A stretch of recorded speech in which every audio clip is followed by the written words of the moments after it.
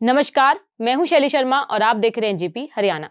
दोस्तों, आज बात करेंगे मुख्यमंत्री नायब सिंह सैनी के 12 दिसंबर के गुरुग्राम दौरे की। नायब सैनी का यह दौरा केवल समस्या सुनने तक सीमित नहीं था, बल्कि इससे भी आगे कुछ संदेश देना था। आज हम इसी पर बात करेंगे। जिस समय सीएम सैनी ने पावर ग्रिड की ओर से सीएसआर के लिए एमओयू पर हस्ताक्षर किए, उस समय राव इंद्रजीत सिंह और राव नरबीर सिंह दोनों मौजूद थे। अहिरवाल की राजनीति में इन दोनों नेताओं के बीच 36 का आंकड़ा माना जाता है, लेकिन नायब सैनी की सत्ता में आने के बाद भाजपा के भीतर एक दूसरे पर कटाक्ष का दौर थम चुका है और सभी नेता अपनी वरिष्ठता का ध्यान रखते हुए एक साथ कदमताल कर रहे हैं। राव इंद्रजीत सिंह भी सरकार पर अब हमलावर नहीं है, क्योंकि अब उनकी बेटी आरती राव सरकार का हिस्सा है। आप यह भी कह सकते हो कि भाजपा के कर्णधारों ने उन्हें परमानेंट चुप कर दिया है। इंद्रजीत की वकालत की डिग्री अब उनके काम आएगी, क्योंकि उन्हें अब हर समय कुशल वकील की तरह सरकार की पैरवी करनी होगी। राव नरबीर का स्वभाव मुख्यमंत्री से मिलकर चलने का रहा है, इसलिए नायब सैनी के लिए पूरे अहिरवाल में यह अच्छा समय है।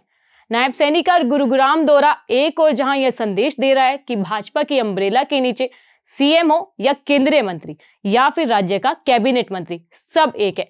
गुरुग्राम के विकास की बात हो तब भी सब एक है। नायब राज्य में किसी एक नेता को किसी कार्य का विशेष श्रेय नहीं मिल पाएगा, बल्कि टीम भाजपा को हर काम का श्रेय मिलेगा। दूसरा संदेश यह है कि सरकार के पास जहां भी फंड की कमी होगी, वहां पैसे जुटाने के लिए सीएसआर ट्रस्ट को आगे किया जाएगा और उद्यमियों से सार्वजनिक हित के कार्यों के लिए पैसा लिया जाएगा। जो एमओयू साइन हुआ है, उसे देखकर आप समझ जाएंगे कि लगभग 20 करोड़ रुपए की लागत से गुरुग्राम में पावर ग्रिड किस तरह से सेवा कार्य कराएगा। नायब का गुरुग्राम दौरा यही दो बड़े संदेश देकर गया है। अब आगे सुनिए रूटीन की खबर। सीएम सैनी ने गुरुग्राम में लगातार 4 घंटे तक समस्याएं सुनी, पत्रकारों से भी बातचीत की। कष्ट निवारण समिति की बैठक की अध्यक्षता करते हुए उनके सामने कुल 23 समस्याएं रखी गई। इनमें से 19 समस्याओं का मौके पर ही समाधान किया गया। यहाँ पर अधिकतर समस्याएं नगर निगम से संबंधित थी। नगर निगम के अधिकारियों को मुख्यमंत्री अच्छी भाषा में समझा कर गए हैं।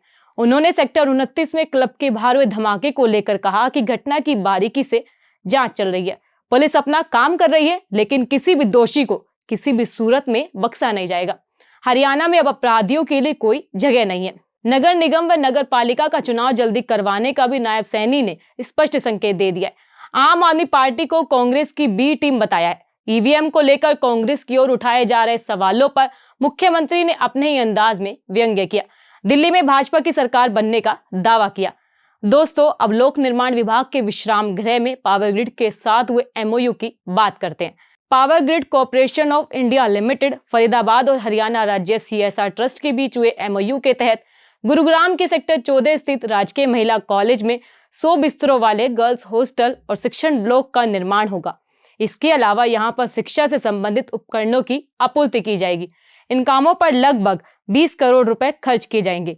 आप समझ चुके होंगे कि सरकार धन जुटाकर जनहित के कामों को पूरा करने की ओर कदम बढ़ा रही है। नायब सैनी के दौरे पर आज इतना ही। फिर मिलेंगे किसी नई अपडेट के साथ। अगर आपने हमारा चैनल सब्सक्राइब नहीं किया है तो चैनल को सब्सक्राइब कर लीजिएगा। वीडियोस को लाइक करें, कमेंट करें, शेयर करें। धन्यवाद।